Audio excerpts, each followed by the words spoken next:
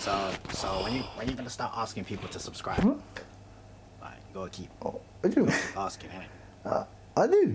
Yeah. How often? I always say it. Like, comment, subscribe, like. How often do you do it though? How often? Yeah, often enough. Nah, man, you gotta keep saying. You gotta be like them YouTubers. Like, I know. you gotta be like. I get it. You gotta keep saying it over. Like, Yeah, I get it. Hey, come like. All right. Hey, you gonna say it now? I'll say it right now. Say it now. Guys, do me a huge favor, please. If you've not subscribed already, press the subscription button to subscribe to my channel. I truly appreciate it. And if you've done so already, then thank you for the love and support you're showing me. I truly appreciate it. And also remember to press the notification bell so that you don't miss out on any of my shows. And hopefully we can make 2021 a great year for A Dash of Sports. 2021. See? Well, why did I have to remind you though?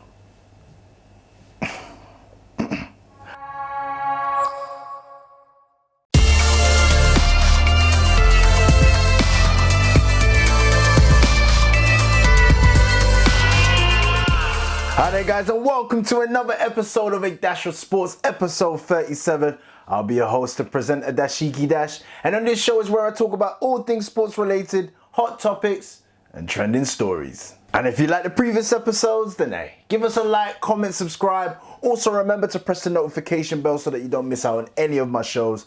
And one more thing, sharing is caring, so don't forget to share this.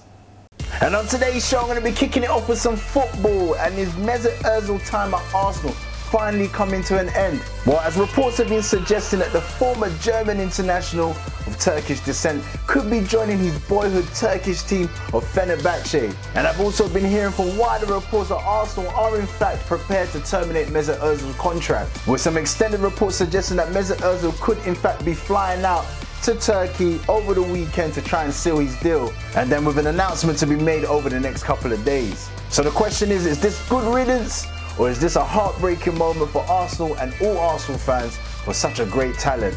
And now moving on from the potential change in the life of a footballer to one that's actually been confirmed, Wayne Rooney, who's been appointed Derby County manager and given a 2.5-year deal by the Rams. So from footballer to head coach manager, which has now caused time up for such an illustrious career, I'm going to be looking back at Wayne Rooney's best moments throughout his playing time and also discussing whether or not this is too early for him, man, to be managing such a big club like Derby County. You never know, he might follow in the footsteps of Frank Lampard and work his way up to the Premier League, but yeah, man, I think it's a bit too early. And also the question I want to ask, the deeper question, how do they get these jobs so quick? Your Lampards, your Wayne Rooneys, your Stevie G's, how do they get these big jobs so quick? Yo man, I'm definitely going to be discussing that today. And then moving away from football and jumping into the world of mixed martial arts, UFC to be exact, I'm going to be discussing the 3 events that's taking place this month to kick off the UFC's 2021. And also, if you've not watched the fight yet, Max Holloway versus Calvin Kattar.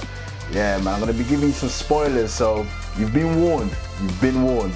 And yet again, another failed attempt at retirement as Conor McGregor makes another return back to the UFC, facing his old foe Dustin Poirier for the second time round, which has now alerted the likes of Khabib, who's also considering a U-turn on his retirement announcement. But it all depends on the outcome of the fight between Dustin Poirier and Conor McGregor.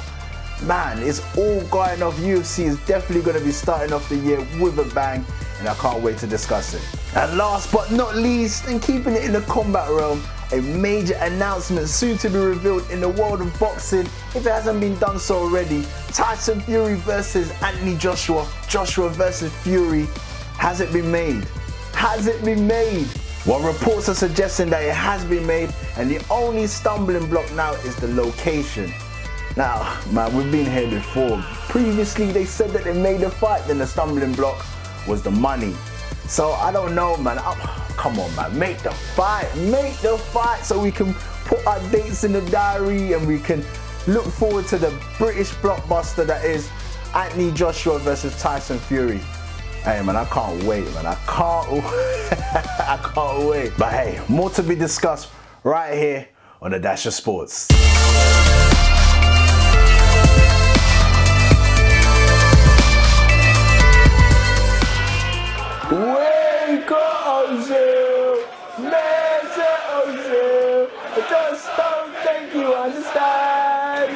It's Arsene Wenger's man. He's better than Zidane. We got Mesut Ozil. Well, it doesn't seem like Arsenal fans are going to be singing that song any longer. Well, we haven't been singing that song for a while, to be fair. Anyway, it's pretty much a done deal. From what I'm hearing, and as reports are suggesting, it's pretty much a done deal. Arsenal midfielder and former German international of Turkish descent, Mesut Ozil, is close to completing a move to Turkish club Fenerbahce. The 32-year-old still has half a season left on his contract, but both parties are in advanced talks, which they expect to lead to an agreement to terminate it. That would then now pave the way for Ozil to move to the Istanbul club in the next coming days. Mesut Ozil has not played for Arsenal since the 1-0 win over West Ham last year in March and has been frozen out by boss Mikel Arteta. He joined the club in a £42.4 million move from Real Madrid in 2013 and helped Arsenal win 3 FA Cups during his time. 8 years, man. He's been at the club for 8 years. It's a long time, and pretty much everyone from his class, it's like being at uni or college, innit? Like everyone from your class is gone and you're still left behind. You're failing to graduate, and that's pretty much the situation. So I don't know, it's a bit of a tricky one, because we're going to miss the quality, the player that he is, the quality that he has, that he can bring to a team.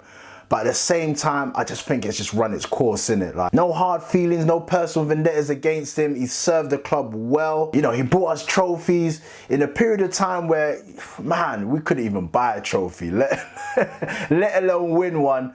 And yeah, man, he served us well. But your time, man, it's time to go.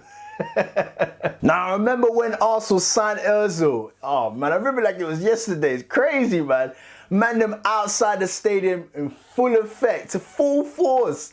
And these are the days when Sky Sports used to do the live reportings, like the transfer live reports in front of the stadiums with all the fans in the background. And oh man, it was a crazy atmosphere. They don't even do that no more, man, because of these fans that would be waving sex toys and dildos. And, you have to ruin it, innit? Not Arsenal fans though, some other fans elsewhere, probably up north somewhere. These were even the early days of Arsenal Fan TV, known them days. Now it's AFTV. These were the early days of Robbie reporting it, and I just remember it was a crazy, crazy night.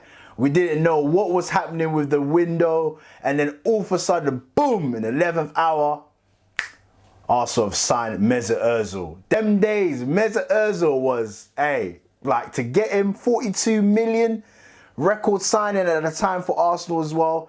We couldn't believe it. We couldn't believe it. My highlighted moments of Ozil, like my best moments of his time at Arsenal, has to be his solo goal against Ludogorets in Europe. That man, that goal, it was like he was playing FIFA. It's like someone was controlling him, how he scored that goal. Man, he's had countless of moments. When he turns it on and he turns up for a game, he's unmatched. He's unmatched, you know, like obviously we look at the likes of, Kevin De Bruyne now and stuff like that. A prime Ozil, can I say that he's better than Kevin De Bruyne now? That's debatable. You can put your comments down below, let me know. A prime Ozil or prime Kevin De Bruyne, who's better? Let me know, man. Put your comments down below. I can't really call it, but all I just know is, man, he was king of assists. He can find a pass anyhow. There's pass that you would think to yourself, nah, it's not on. He will find it. Like I said, the goal against Ludogorets, that knuckleball finish that he does, where he hits the ball into the ground and then it bounces and it goes over. He's done that countless of times. I remember when I first saw it, I was like, has he miskicked the ball? But then you're seeing he's doing it over and over again, and then eventually explained that exactly what he does, where goalkeepers will expect you to maybe try and slot it, but when he hits down on the ball and it goes and it bounces over, it's a different way that he's learned how to finish. Now, the only thing that I worry about Ozil in this situation, moving to Fenerbahce, Turkish league, and yo, man, the Turkish fans, they'll love you if you're doing well and you're performing, but if you stop performing and you start giving them stinkers, they will turn on you. And that's what I fear for Ozil. At the beginning, it's going to be, love at first sight, all of that kind of stuff, honeymoon period, in love with each other. But if he starts giving them performances that he's shown at Arsenal, where he's disinterested. You remember when he played away at Man City and he was just walking around and he wasn't doing nothing? If he gives them kind of performances, yo, man, Ozil or no Ozil, they're going to get onto him. But either way, hopefully this announcement is made pretty soon so both parties can just part ways and call it a day, divorce, split up, whatever you want to call it. I think it's time, man. We got to part ways, man. Ozil has to go his way. Arsenal just need to head in the direction that they're heading in, and yeah, call it time, you know, call it time. Hopefully by the time you watch this, the announcement has already been made, and you know, the best of luck to Ozil at Fenerbache. Thank you for all the memories. Thank you for the free trophies that you brought to Arsenal, that you helped bring to Arsenal, because we were on a real barren run. Man, there's certain teams out there 12, 13 years and they ain't won a trophy. Man, we was like 8, 9 years and it was hurting. But let me know what you think, man, and let me know how you feel about Ozil in general. Has it been a situation where Arsenal have taken, you know, are they taking him for granted? Are they making a mistake by letting him go?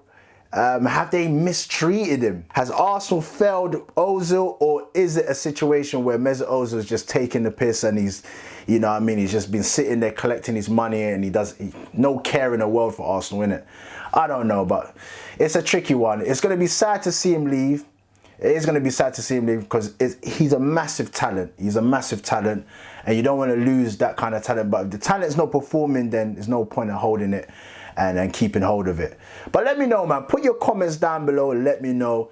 Is it good riddance or is it a heartbreaking situation for Arsenal and Arsenal fans? Let me know. Put your comments down below. Remember the name! Wayne Rooney! Who remembers that? That's when Wayne Rooney burst onto the scene, boy. Bang that goal against Arsenal. Always, man. We always get done like that. Anyway, Rooney's called time on his playing career after being appointed manager of Derby County. The Rams have appointed him as manager and given him a 2.5-year contract to lead the Rams, hopefully, into the Premier League. The 35-year-old retires as the all-time leading goal scorer for both Manchester United and England. And recently, Rooney has been the acting interim manager at Derby since the end of November, but has now taken a job on a permanent basis and, like I said, on a 2.5-year deal. Wayne Rooney says he's delighted to get the chance to roll his sleeves up and join recently retired England stars trying to be successful as managers.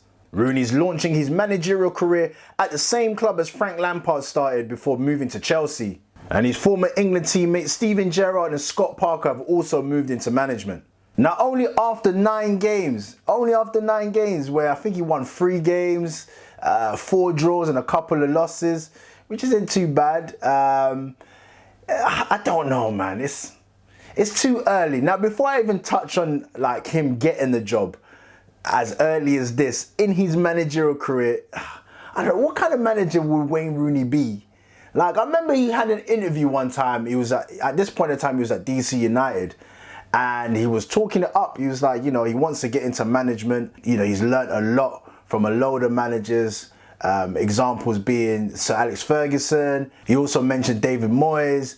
I think more so in his Everton days than his United days. But these are the managers that he says that he pulls a lot of references and a lot of, you know, the way he'd want to be a manager. So are we saying that Wayne Rooney's going to be like that hair drying, shouting at his players kind of type of guy? Or is he just going to be calm and collected? Because it doesn't seem like he's got, you know, that kind of loud mouth and he's going to be shouting at players. You just don't know how, when you become a manager, what it does to you. Because you could be mild-mannered and quiet, and all of a sudden now you cross the line, you're in the dugout and you know, you're shouting at the players. Yeah, man, it's a different world, isn't it? Different world. But when he first moved to Derby, I had a feeling that something's going on. So they're planning something for him, because it was just like, of all the clubs, Derby County, like, you know, you're talking about being at Everton, then Man United, then going back to Everton, then going to the United States, you know, it was a decent move for him. He done bits out there, man, scoring from the halfway line, chasing down a player, tackling him, crossing the ball in and assisting, all of that kind of stuff that he was doing out there in the MLS. And then Derby County. I think Philip Cocu then left or something like that, and then he became the interim manager. Then I was like, this is what they've been preparing for all this time. They're giving him that push, and then now he's the manager of Derby County. But now this is the all-important question I want to ask, and I do know the answer to it, but I want you to be honest with me as well, and just put your comments down below and let me know. How do these former England international players, Premier League players, how do they get these jobs so easy? It's like they don't even apply their trades, like their first jobs are like high-end jobs. You know, like Championship, Premier League, first or second jobs, let's just say that. Like, how do they get it? Now, I'm going to address the elephant that's in the room, which is bait, yeah? Let's not kid ourselves, and let's not be sensitive to what I'm about to say, but you're not going to be getting any black players, and we're not seeing black players, former black footballers, you know, England international, former Premier League players, black or any other race besides being white, you're not seeing them getting these same opportunities. Like, you're not seeing it. Like, does the Rooney rule still apply? Like, does it still apply? Is it even being used? Like, is Wayne Rooney like included in that Rooney? Oh no. I feel sorry for the likes of Sol Campbell, who's been trying, and he's mentioned things like this before. And if you actually deep it and you watch what's going on, you're seeing it. Like I said, Steven Gerrard at Rangers, you got Scott Parker at Fulham, Premier League side, Frank Lampard at Chelsea, Premier League side. You've got Wayne Rooney now, Derby County, Championship side. These are high-end jobs. And then you've got like Sol Campbell down there at, you know, where was he? I believe was it Macclesfield Town and Southend? That's where Sol Campbell was at. But they're not big teams out there. You're not seeing him jump into the Championship or Premier League or having a Premier League club. You're not seeing that. Now, I'm not saying that Sol Campbell's like the token black guy. I'm not saying that. Because I remember back in the days as well, you got the likes of Paul Ince. I think he was at Blackburn at the time. John Barnes at Celtic. But it just shows you few and far between, like in them kind of roles, top roles. And it's tough to see. It is tough to see. And this is the question I'm asking. Is like, how are they getting these jobs so quick? Now, I've mentioned race. Yes, that's an obvious thing. And I'm not afraid to mention it or talk about it or talk it up because it's there to be seen. But just in general as well, like 6 months to a year, you've not even done anything in the game and all of a sudden you're getting these jobs. Now, maybe it's just, it comes down to the experience of being a former England international playing in the Premier League. Maybe that helps. But I still want to know, man, how did they get these jobs? Put your comments down below and let me know. And if you agree or disagree with my thought process, hey, please, man, chime in, put your comments down below. And ultimately, I just want to find out, how did they get these jobs? But anyway, congratulations to Wayne Rooney. I'm not hating.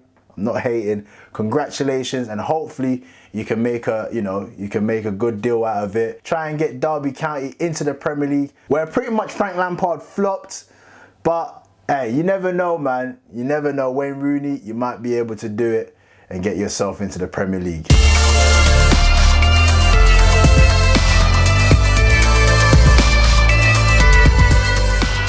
And now moving on to the world of mixed martial arts, UFC to be exact. And man, UFC, Dana White, they're not messing about. They're not messing about this month, especially the way this month has started.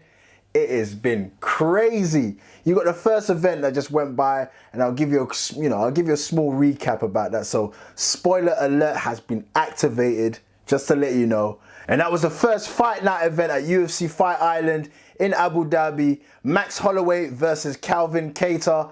And man, that was a fight. Oh my goodness. If you ain't watched it, go back and watch it. Yeah, obviously after this show. Go back and watch it and watch the absolute dominance of Max Holloway. He's pretty much, I would say, pretty much the best featherweight out there right now. Like, I don't think anybody, especially when it comes to striking, as he was saying himself, he's the best boxer in UFC. Whew. And then the next fight night event, with the main event being between Mike Chiesa and Neil Magny, which is going to be another great fight to watch. It's tough to call. I wanna say Neil Magny. I think people underestimate Neil Magny, and I think no one's really going to give him a real good shout.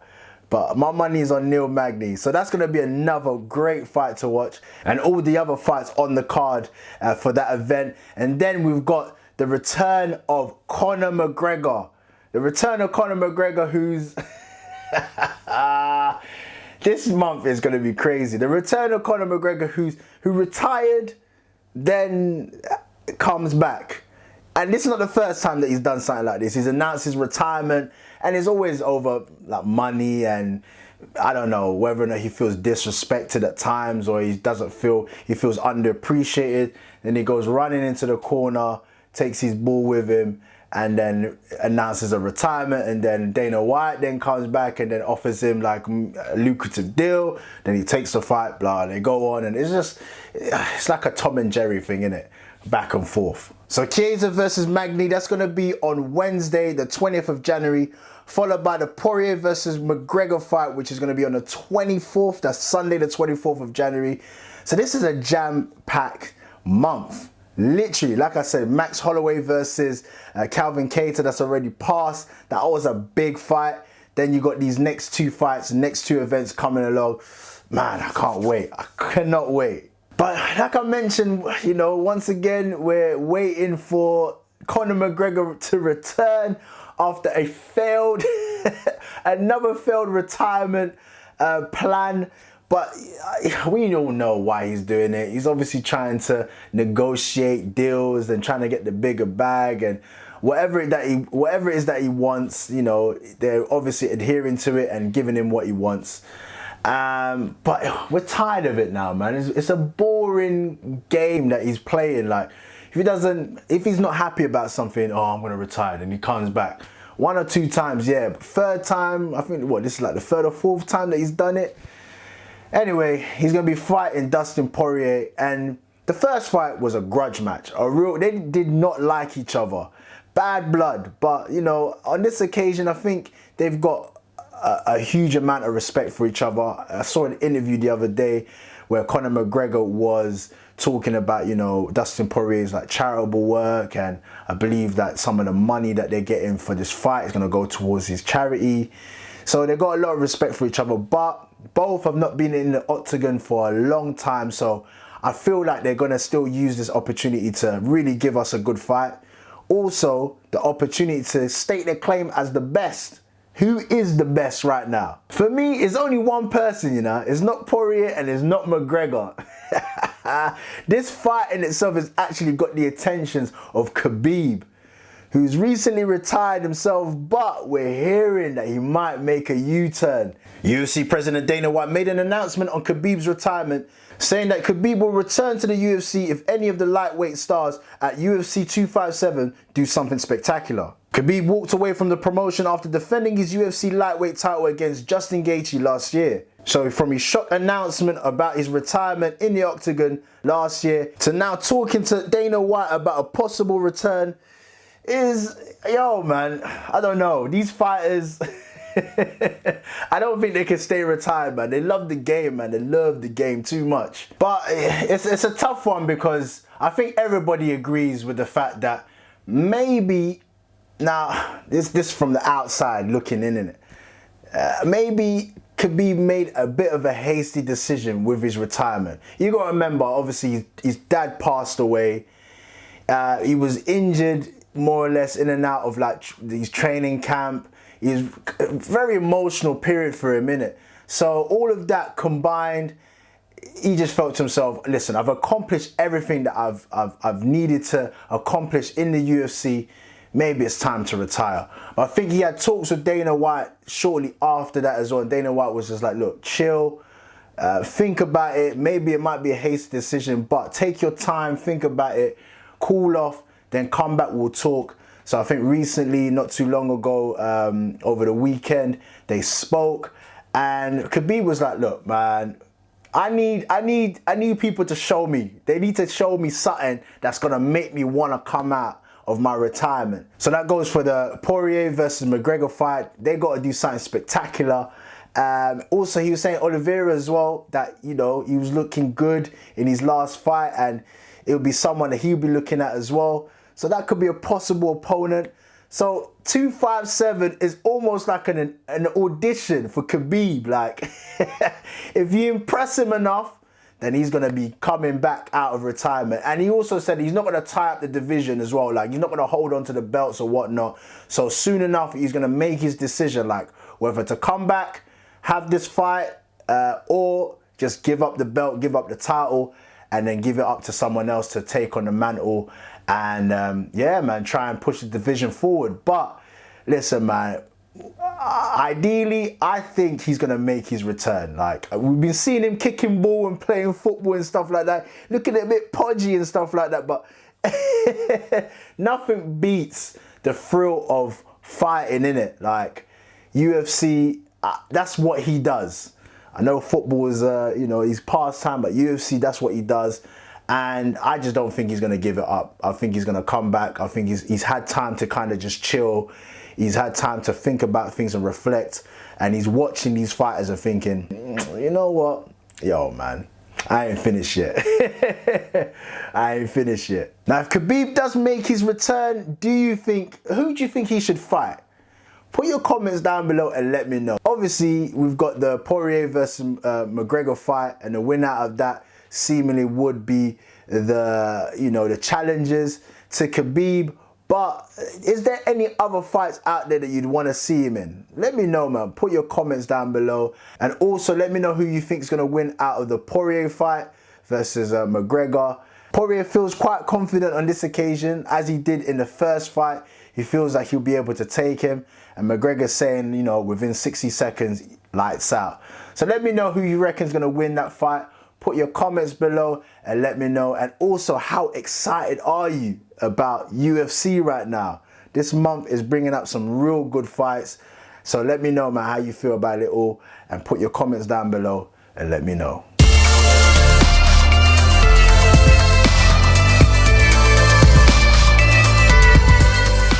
So from one major announcement coming out of the UFC with the potential return of Khabib, to another major announcement coming out of the world of boxing, Tyson Fury versus Anthony Joshua. Is it a done deal? Is it? Hey man, I'm hearing mixed messages. First I'm reading that it's a done deal, then I'm reading that, you know, it's almost there. But what is it? Is it done or it isn't done? Well, Eddie Hearn says that the Anthony Joshua versus Tyson Fury is essentially a done deal. According to the Matchroom promoter, nearly all negotiation points of the heavyweight showdown between Anthony Joshua and Tyson Fury have been agreed. Eddie Hearn was quoted recently saying, "The deal is done really, without being signed. The financial elements of the deal are done. We're talking through the broadcast situation. The only thing really now is to paper it." So from what we're hearing at the moment, the remaining points to be sorted out are the fight venue and broadcasters, but those are the details that aren't expected to be much of a hindrance. A location in the Middle East is currently the leading candidate to stage the fight. Eddie Hearn also went on to say to host a fight of this magnitude will require significant government support, which countries in the Middle East have shown to this point, but hopes that the prospective rematch can be held back in England if possible. So remember, I think they've actually signed a 2-fight deal, like from the get-go. Like, win, lose or draw, there's gonna be a second fight. Hopefully by the second fight, we're able to then go into the venues and go into the stadiums to watch such an event, because, yo, man, this is the biggest British fight that we've had in the longest time. It's probably going to be the biggest British fight ever. So it'll be such a shame for it to be a case where they have it out in the Middle East and then they come back to England and we're told that we can't have the fight here, and then they've got to go back to the Middle East. They've at least got to have one fight here. And there's talks about, you know, hosting it possibly at Wembley. I can't see it being sold out or packed or jam-packed. But, man, we can only just hope and pray. Or they're looking at the Millennium Stadium out there in Cardiff and Wales. That could be a possible venue as well. That holds about 60 to 70,000 capacity. And then obviously you've got Wembley, that's like 80 to 90. Are we any close to those times, like where we can pack out stadiums like that? I don't know. The world is a strange place at the moment, but hey, if we can, hopefully we can get to that. Hopefully, fingers crossed. But it would be such a shame if we missed out on a big fight like that here in England. Anyway, for now, we're left with the will they or won't they situation, because we've been hearing this for the longest time, man, the longest time. You know, they first announced it, well, Tyson Fury first announced it on his Twitter, via his Twitter account, social media account, saying that the deal was done, that they signed the deal. But then Frank Warren comes back out and says, hold on a second. Nah, man, the deal ain't done. They're not even arranged like how much they're going to be getting. The money's not even been sorted. This time round, the money's sorted. Apparently, they're going to be getting up to about 100 million each. I don't even know where they're getting this money from. But apparently, that's the P's on offer. And the fact that we're hearing there's no venue at the present moment. So, in principle, yeah, we're hearing that the fight is not even been signed. It's not even been signed. So in principle, yet again, we're hearing that the fight's on. We just want to know that they've put pen to paper. Once they've done that, then we know that the fight is on.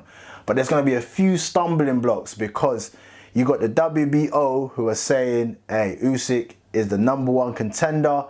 And pretty much they're going to have to give him some hush money, innit? Like, they're going to have to give some money in order to sanction the fight. And apparently that's about 3 million to sanction the fight. And then I don't even know how much they got to give Usyk to obviously step aside. You also got Wilder. Does he need money to step aside? According to their arrangement, I think it was more on Fury agreeing with the fight, and then obviously then they don't need to really go through the ins and outs and just put pen to paper, because they've probably drawn out a contract previous to their second fight. So I don't know, man. The situation is going to be quite hard to get over these two fighters who you know, within their right, feel like they're #1 contenders. Well, with Usyk, is guaranteed he's the #1 contender with the WBO. With Wilder, that's an arrangement that he's made with Fury, and I think that Fury is just like, look, man, I can't be waiting around for you. He ain't waiting around, Fury. So the money is with Anthony Joshua. The belts are with Anthony Joshua. So they got to get this fight going. They got to get it on, man. The fans, the public want this fight. Anyway, you already know, man. It's a question I asked many occasions, many times. Who's going to win? Actually, scrap that. Let me not even get into that yet. Do we even think that this fight is going to happen? That's what I want to ask. That's the first question I want to ask. You put your comments down below and let me know. Do we think that this fight is actually going to ever happen? Because, yo, man, they keep trying to say it is, and then we find out that they have not signed anything. So let me know what you think. And if they do, then the question I always ask you is, who do you reckon is going to win? Many people say it's going to be Tyson Fury, whether it be on points. Tyson Fury feels very confident that he will go into the fight within about 4 rounds, knock Anthony Joshua out, but I can't see that happening. Personally, I think Anthony Joshua is going to win that fight. Actually, let me take that back. I'm not so confident. It's going to be a tough fight. It's going to be a tough fight. You know what? I think Fury will win it. I just think he's just going to I don't know, man. I don't know, man. Put your comments down below. Look at that. I don't even know, man. There's some days I think Fury, there's some days I think Anthony Joshua. So I think both of them have got a case to put forward in why and how they feel that they're gonna beat the other fighter. So we just got to see. Hopefully they can sign it off, and then we can see, and without going into who would win and stuff like that. We'll just watch the fight and then we'll see what the outcome is. But let me know, man. Put your comments down below and let me know. And with that being said, I'm going to leave it there for today. But thank you so much for tuning into another episode of A Dash of Sports. I truly appreciate it. And if you've made it this far into the show, come on, man. As per usual, you already know. You guys are the real ones. Thank you so much. I truly appreciate it. And if you need further information about future episodes or just your day-to-day sporting updates, hey, come and check me out. I'm on Instagram and I'm also on Twitter, which is A Dash of Sports. I'll put it down below here at Dash of Sports. And I'll also leave it in my description so you'll be able to check that out. And also, please don't forget to like, comment, and subscribe. Smash that like button, comment, and help me to get these subs up. I truly appreciate your support on that. And also, remember, check out my Premier League show, which is a Dash of Sports Premier League review, where I give you all the roundups and results from all the Premier League games from the Premier League week, and I'll put the link in the description so that you'll be able to check that out directly. So remember to press your notification bell so that you don't miss out on any of my shows. So until the next time here in the Dash of Sports, peace.